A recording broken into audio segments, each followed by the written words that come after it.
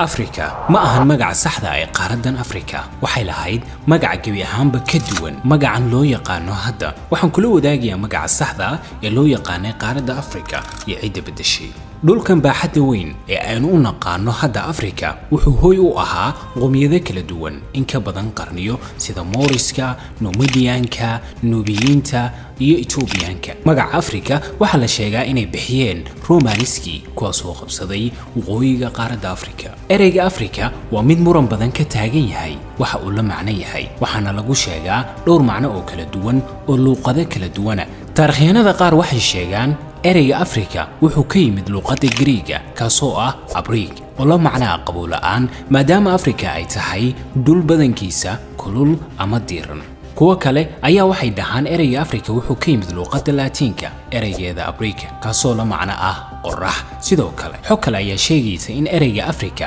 uu ka yimid luqadda Carabiga ereygeeda Afriqiya kaasoo la macno ah dhulkii barbaraawiga kuwaasoo ku noolaa waqooyiga Afrika sida caadigana waa magaca hadda ay Carabtu u yaqaanaan Afrika waxaa jira macnayaal kala duwan kuwaasoo midba wax u sheegayo laakiinse intani waa macnayaasha ugu dhow ee luqateenka ah qaaradan waxay lahayd magacyo kale oo ka duwan sida Ortigia iyo Kofi laakiinse magaceeda saxda wuxuu ahaa magac aad u qurux badan kaasoo ah